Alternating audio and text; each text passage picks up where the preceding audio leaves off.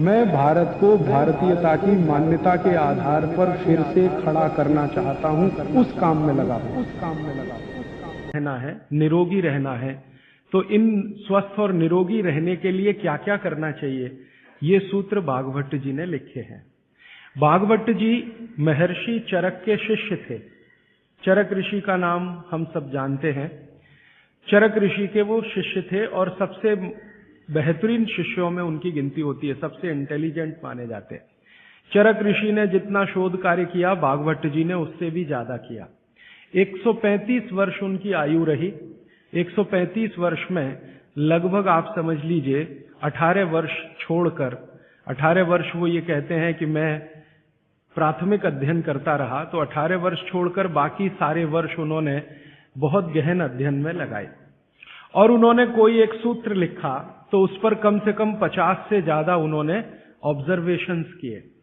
आज का जो विज्ञान है, जिसको हम आधुनिक विज्ञान कहते हैं, ये पूरा ऑब्जर्वेशन पर आधारित है। ऑब्जर्वेशन को हिंदी में क्या कहते हैं मैम? हाँ, निरीक्षण, परीक्षण या निरीक्षण। हाँ, प्रयोग या परीक्षण या निरीक्षण। तो अगर जैसे उन्होंने कोई सूत्र कह दिया तो उसका 50 बार परीक्षण किया, अलग अलग परिस्थितियों में अलग अलग लोगों पर किया, और जब उन्होंने देखा कि परिणाम वही है, तब सूत्र लिखा। अब हम कल्पना करें कि 7000 सूत्र लिखे हों और एक एक सूत्र पर 50-50 परीक्षण उन्होंने किए हों, तो पूरी जिंदगी उनकी इसी में निकल गई। महर्षि भागवत बाल ब्रह्मचारी थे। अंतिम समय तक वो ब्रह्मचर्य का ही पालन करते रहे। गृहस्थ आश्रम उन्होंने नहीं जिया, लेकिन वो मानते थे कि गृहस्थ आश्रम बहुत महत्व का है। तो ऐसे महर्षि भागवत के सूत्रों को मैं पिछले 6 साल से पढ़ता रहा, और भारत की आज की जो परिस्थिति है, मैं मानता था और आज भी मानता हूं कि उसमें ये बहुत अनुकूल है। आज हमारे भारत की परिस्थिति ऐसी है, 112 करोड़ लोग इस देश में रहते हैं। इनमें से करीब 75 से 80 करोड़ लोग बीमार हैं। सरकार कहती है कि सिर्फ 30 करोड़ लोग हैं स्वस्थ, बाकी सब हैं बीमार। अलग अलग बीमारियां हैं, वात की बीमारियां हैं, पित्त की हैं, कफ की हैं, और इन बीमारियों का इलाज करने के लिए भारत में कुल मिलाकर 23 लाख डॉक्टर हैं रजिस्टर्ड, जो एमबीबीएस, बीएएमएस और बीएचएमएस तीनों पद्धति के हैं। 23 लाख रजिस्टर्ड डॉक्टर हैं। अगर अनरजिस्टर्ड डॉक्टर भी इसमें मिला दें तो सरकार कहती है लगभग अनरजिस्टर्ड डॉक्टर भी इतने ही हैं, 25 लाख के आसपास। तो भागवत जी एक सूत्र लिखकर चले गए। वो ये कहते हैं कि हर व्यक्ति अपनी चिकित्सा स्वयं कर सकता है, और इस बात को उन्होंने कहा कि 85% चिकित्सा बहुत आसान है, जो कोई भी व्यक्ति स्वयं कर सकता है। 15% चिकित्सा थोड़ी मुश्किल है, जिसमें आपको विशेषज्ञ की मदद की जरूरत पड़ती है। तो मैंने सोचा क्यों ना ये 85% चिकित्सा जो आसान है वो लोगों तक पहुंचाई जाए। इस दृष्टि से ये व्याख्यान श्रृंखला आयोजित की है। तो कल तक के जितने सूत्र थे वो एक बार मैं आपको दोहरा दूं ताकि आपको याद हो जाए। कल का सबसे पहला महत्व का सूत्र मैंने बोला था कि आप खाना खाने के बाद पानी ना पिएं, पानी हमेशा 1.5 घंटे के बाद पिएं। कारण मैंने उसका बहुत विस्तार से बताया था, उसमें दोबारा जाने की जरूरत नहीं है। वो पहला सूत्र था कल का। दूसरा सूत्र था कि पानी जब भी पिएं तो घूट घूट भर के पिएं, एक एक सिप लेकर पानी पिएं, जैसे आप गर्म दूध पीते हैं या गर्म चाय या गर्म कॉफी पीते हैं, और उसका कारण भी मैंने आपको समझा दिया था। तीसरा सूत्र है कि आप जब भी पानी पिएं तो ठंडा ना पिएं, कभी भी ठंडा पानी ना पिएं, हमेशा गुनगुना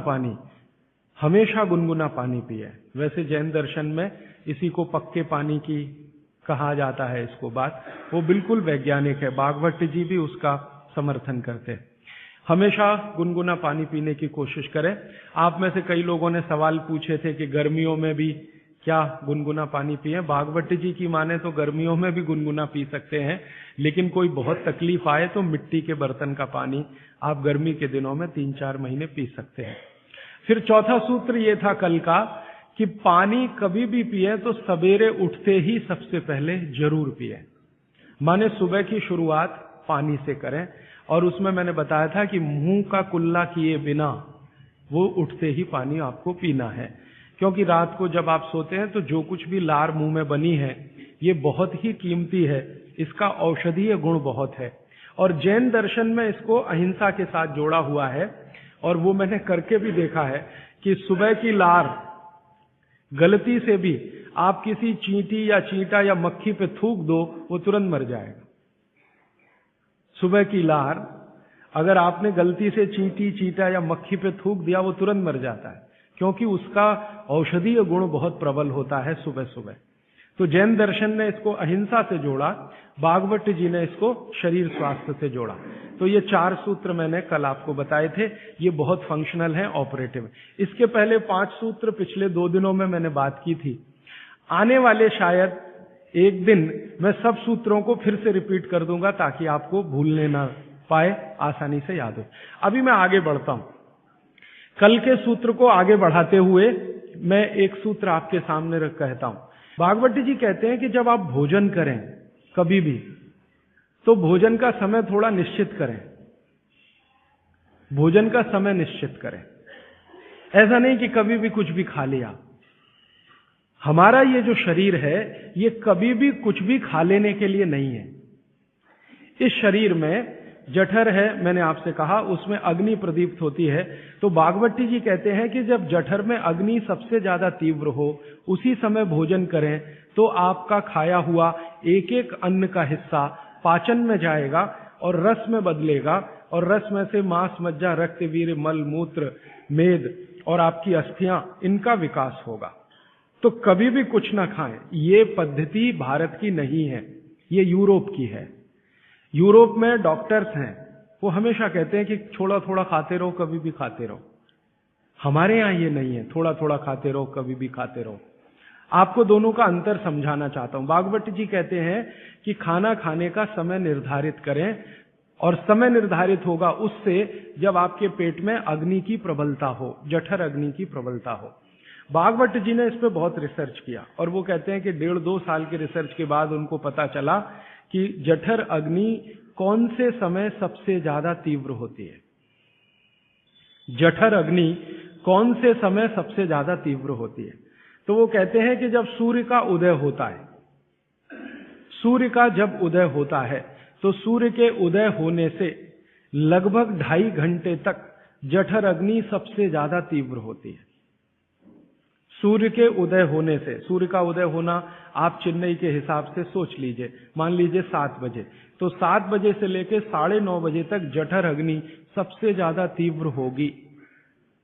हो सकता है यही सूत्र अरुणाचल प्रदेश में मैं बात करूं तो वो 4 बजे से 6:30 का समय आ जाएगा, क्योंकि अरुणाचल प्रदेश में सूर्य 4 बजे निकल आता है। अगर मैं सिक्किम में बात करूंगा तो और 15 मिनट पहले हो जाएगा, और यही बात अगर मैं गुजरात में जाकर करूंगा तो आपसे समय थोड़ा भिन्न हो जाए। तो सूर्य के साथ इसको ध्यान रखें। तो सूर्य का उदय जैसे ही हुआ, उससे अगले 2.5 घंटे तक जठर अग्नि सबसे ज्यादा तीव्र होती है। तो भागवत जी कहते हैं कि इस समय सबसे ज्यादा भोजन करें, इस समय सबसे ज्यादा भोजन करें। वो तो एक जगह यहां तक कह देते हैं कि आप अगर संभव हो तो 9:30 बजे के अंदर ही लंच करें। 9:30 बजे के अंदर ही लंच करें, माने ब्रेकफास्ट गायब, नाश्ता छोड़ें, सीधे ही भोजन करें। यहां तक वो कहते हैं। वो ये कहते हैं कि सुबह 9:30 बजे तक अगर आपने भरपेट भोजन किया है तो इसमें से जो कुछ भी बनेगा वो एक एक बूंद, एक एक अन्न का टुकड़ा, एक एक दाने का टुकड़ा आपके शरीर के लिए उपयोगी होगा। क्यों? क्योंकि वो कहते हैं कि सुबह 7 बजे से, आपके हिसाब से मैं कह रहा हूं, 7 बजे से 9:30 जठर अग्नि बहुत तीव्र होती है। भागवत जी ने एक और रिसर्च किया था कि शरीर के जो अलग अलग अंग हैं, जैसे हृदय है, हृदय, और जैसे जठर है, जठर, जैसे किडनी है, जैसे लीवर है, इनके काम करने का अलग अलग समय है। जठर अग्नि के काम करने का सबसे अच्छा समय है 7 से 9:30, सूर्योदय से 2.5 घंटे तक। फिर इसी तरह से हृदय, हृदय के काम करने का समय है सबसे ज्यादा ब्रह्म मुहूर्त से 2.5 घंटे पहले। ब्रह्म मुहूर्त आप समझते हैं 4, 4:30, तो 2, 2:15 बजे, 1:30 बजे से लेकर 4 बजे के बीच में हार्ट सबसे ज्यादा सक्रिय होता है, और सबसे ज्यादा हार्ट अटैक उसी समय में आते हैं। किसी भी डॉक्टर से पूछ के देख लीजिए, क्योंकि हृदय जब सबसे ज्यादा सक्रिय होगा तो हृदय घात भी उसी समय होगा। इसलिए 99% हार्ट अटैक अर्ली मॉर्निंग्स में ही होते हैं, क्योंकि हृदय के काम करने का उस समय सक्रियता सबसे ज्यादा है। इसी तरह हमारा लीवर है, इसी तरह किडनी है। इसकी पूरी एक सूची मैंने बनाई है, बाहर पुस्तकों में है, इसलिए विस्तार में मैं नहीं जाता। संकेत के लिए आपसे कह रहा हूं कि हर शरीर के अंग का काम करने का एक निश्चित समय है, प्रकृति ने तय किया है, उसको भगवान ने तय किया है। तो आपका जठर अग्नि है, ये सबसे अच्छा 7 से 9:30, तो आप भरपेट खाना खाइए, ठीक है। फिर आप बोलेंगे जी दोपहर को भूख लगी तो थोड़ा और खा लीजिए, लेकिन भागवती जी कहते हैं कि सुबह का खाना सबसे ज्यादा, अगर आज की भाषा में मैं कहूं तो आपका जो ब्रेकफास्ट है ना, वो हैवियर से हैवियर होना चाहिए, भारी से भारी ब्रेकफास्ट। जितना खाते हैं ज्यादा भी खा लीजिए, कोई फर्क नहीं पड़ता। सुबह के नाश्ते में भरपेट खाइए। फिर वो कहते हैं दोपहर का भोजन अगर आप कर रहे हैं तो इसको थोड़ा कम करिए, नाश्ते से दोपहर का भोजन नाश्ते से कुछ कम करिए, 1/3 कम कर दीजिए, और रात का भोजन दोपहर के भोजन का 1/3 कर दीजिए। अब सीधे से मैं कहता हूं, अगर आप सवेरे 6 रोटी खाते हैं तो दोपहर को 4 ले लीजिए और शाम को 2 ले लीजिए। अगर आपको आलू का पराठा खाना है या गोभी का पराठा खाना है, आपकी जीभ स्वाद के लिए मचल रही है, तो भागवती जी कहते हैं कि सब कुछ सवेरे खाओ। आलू का पराठा भी खाओ, गोभी का पराठा भी खाओ, मूली का पराठा खाओ, जो आपको खाना है। हालांकि जैन है तो आलू का पराठा तो निषिद्ध है, मूली का भी निषिद्ध है आपके लिए। फिर अगर जो जैन नहीं है उनके लिए आपको जो ज्यादा अच्छा लगता है खाने में, मैं आपको एक वाक्य में कहता हूं, जो चीज सबसे ज्यादा पसंद है वो सुबह खाओ। रसगुल्ला पसंद है तो सुबह खाओ, रबड़ी खानी है तो पसंद है तो सुबह खाओ, जलेबी खानी है तो सुबह खाओ, इमरती खानी है तो सुबह खाओ। जो भोजन आपको सबसे ज्यादा पसंद है वो सुबह खाओ, पेट भर के खाओ। वो ये कहते हैं कि इसमें छोड़ने की जरूरत नहीं है, पेट भर के खाओ तो पेट की संतुष्टि हुई, मन की भी संतुष्टि होती है। और भागवती जी कहते हैं कि भोजन में मन की संतुष्टि पेट की संतुष्टि से ज्यादा बड़ी है। मन हमारा जो है ना, ये खास तरह की वस्तुओं से या हार्मोन से या एंजाइम से संचालित है। मन को आज की भाषा में डॉक्टर्स लोग जो गिनते हैं ना, हालांकि वो है नहीं, लेकिन उन्होंने जो कहा है वो पीनियल ग्लैंड के बारे में है। ये जो पीनियल ग्लैंड है ना, इसमें से बहुत सारा रस निकलता है, जिनको हम हार्मोन्स कह सकते हैं, कुछ एंजाइम्स हैं। ये संतुष्टि के लिए सबसे आवश्यक ग्लैंड है पीनियल ग्लैंड।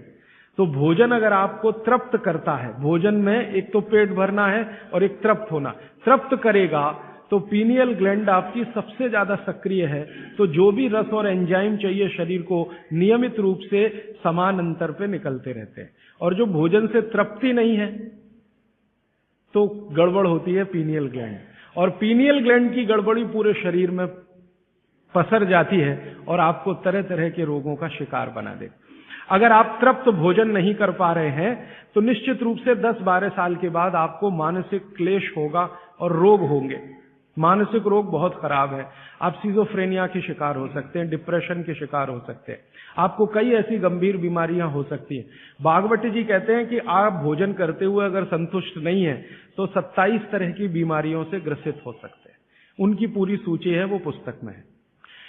कभी भी भोजन करें तो पेट तो भरे ही, मन भी तृप्त हो, और मन के तृप्त और पेट के भरने का सबसे अच्छा समय सवेरे का ही है। अब मैंने ये भागवती जी के सूत्र को चारों तरफ देखना शुरू किया तो मुझे पता चला कि मनुष्य को छोड़कर जीव जगत का हर प्राणी इस सूत्र का पालन कर रहा है, मनुष्य को छोड़कर, क्योंकि मनुष्य को मैं मूर्ख मानता हूं। हालांकि मनुष्य अपने को होशियार समझता है, लेकिन मनुष्य से ज्यादा होशियार ये जीव जगत के प्राणी हैं। आप चिड़िया को देखो, चिड़िया, कितने भी तरह की चिड़िया, सवेरे सूरज उगते ही उसका खाना शुरू हो जाता है और भरपेट खाती है। 6 बजे के आसपास आप राजस्थान में निकल जाओ, गुजरात में निकल जाओ, सब चिड़िया अपने अपने काम पे लगी हुई है, खाना खाने में खूब जम के खाती है, और पेट भर गया उसके 4 घंटे के बाद ही पानी पीती है, दोपहर को ही पानी पीती। गाय को देखो, सुबह उठते ही सूरज जैसे ही निकलेगा गाय का खाना शुरू हो जाएगा। भैंस का खाना शुरू हो जाएगा, बकरी, बकरे, भेड़, गधा, घोड़ा सब सुबह उठते ही खाना खाना शुरू करेंगे और पेट भर के खाएंगे, छक के खाएंगे, फिर दोपहर को आराम करेंगे। तो ये सारे जानवर, सारे जीव जंतु, आप सांप को देखो, बिच्छू को देखो, कीड़ी को देखो, चींटी को देखो, चींटे को देखो, सब जानवर, सब जीव जंतु जो हमारी आंखों से दिखते हैं, जो नहीं भी दिखते हैं, ये सबका भोजन करने का समय सवेरे सूर्योदय का ही है। सूर्योदय के साथ ही ये सब भोजन करते हैं, इसलिए ये हमसे ज्यादा स्वस्थ रहते हैं। मैंने आपको कई बार ये कहा है, आप उसको हंस देते हैं, किसी भी चिड़िया को डायबिटीज नहीं होता, किसी भी बंदर को हार्ट अटैक नहीं आता। बंदर तो आपके नजदीक है ना शरीर रचना में, बस बंदर और आप में एक ही अंतर है कि उसको पूंछ है, आपको नहीं है, बाकी सब कुछ एक ही है। आपका हृदय बंदर का हृदय, आपका लीवर बंदर का लीवर, आपकी किडनी बंदर की किडनी, सब कुछ समान है। मां का गर्भाशय, बंदरिया का गर्भाशय, सब समान है, एक ही अंतर है, उसको पूछे, आपको नहीं है। तो ये बंदर को कभी भी डायबिटीज नहीं, हार्टराइटिस नहीं, कोई कुछ नहीं, कोई कुछ नहीं। मेरे एक बहुत अच्छे मित्र हैं डॉक्टर रविंद्रनाथ शानबाग, वो रहते हैं कर्नाटक में। कर्नाटक में एक उडुपी नाम की जगह है, वहां रहते हैं। बहुत बड़े प्रोफेसर हैं, मेडिकल कॉलेज में काम करते हैं। उन्होंने एक बड़ा गहरा रिसर्च किया। उन्होंने कहा कि मैंने जिंदगी भर, माने 15-16 साल उन्होंने एक रिसर्च किया कि बंदर को बीमार बनाओ, क्योंकि उन्होंने बहुत सारे वैज्ञानिकों से यह सुन रखा है कि बंदर बीमार नहीं होता, और बीमार होगा तो मरेगा ही, जीवित नहीं रहेगा। तो बंदर को बीमार बनाओ। तो उन्होंने तरह तरह के वायरस और बैक्टीरिया बंदर को डालना शुरू किया, कभी इंजेक्शन के माध्यम से, कभी किसी माध्यम से। वो कहते हैं कि मैं 15 साल असफल रहा, बंदर को कुछ नहीं हो सकता। और मैंने कहा कि आपने ये बता दिया कि ठीक है बंदर को कुछ नहीं हो सकता। वो कहते हैं कि मैंने बहुत कोशिश किया कि उसके ब्लड का कोलेस्ट्रॉल बढ़ा दूं, बढ़ता ही नहीं। तब उन्होंने एक दिन रहस्य की बात बताई, वो आपको भी मैं बता देता हूं कि बंदर का जो ब्लड है ना, उसका RH फैक्टर दुनिया में सबसे आदर्श है। और आपका RH फैक्टर जब नापता है ना कोई डॉक्टर, तो बंदर से ही कंपेयर करता है, वो बताता नहीं आपको, ये अलग बात है। कंपैरिजन बंदर से ही होता है।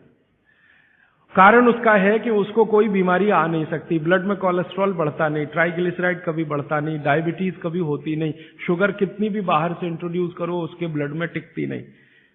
तो वो प्रोफेसर साहब कहते हैं यार ये सब एक ही चक्कर है कि बंदर सवेरे ही सवेरे भरपेट खाता है, जो आदमी नहीं खा पाता। तो वो प्रोफेसर रविंद्रनाथ शानबाग ने कुछ अपने मरीजों को कहा कि देखो भैया, बंदर की तरह से खाओ, माने सुबह सुबह भरपेट खाओ। तो उनके कई मरीज हैं जिन्होंने पर उन्होंने एक्सपेरिमेंट किया, और वो मरीज बताते हैं कि जब से उन्होंने सुबह भरपेट खाना शुरू किया, किसी की डायबिटीज माने शुगर कम हो गई, किसी का कोलेस्ट्रॉल कम हो गया, किसी के घुटने का दर्द कम हो गया, किसी के कमर का दर्द कम हो गया, किसी का कुछ, गैस बनना बंद हो गई, पेट में जलन होना बंद हो गई, नींद अच्छी आने लगी, वगैरह वगैरह सारे इंप्रूवमेंट वो बोलते हैं होते हैं। तब से वो चिल्ला चिल्ला कर कहते हैं। दोस्तों सबसे पहले तो चैनल सब्सक्राइब करें, फिर लाइक, कमेंट और शेयर करें, और हाँ, हमारा एंड्रॉयड ऐप डाउनलोड करना ना भूलें।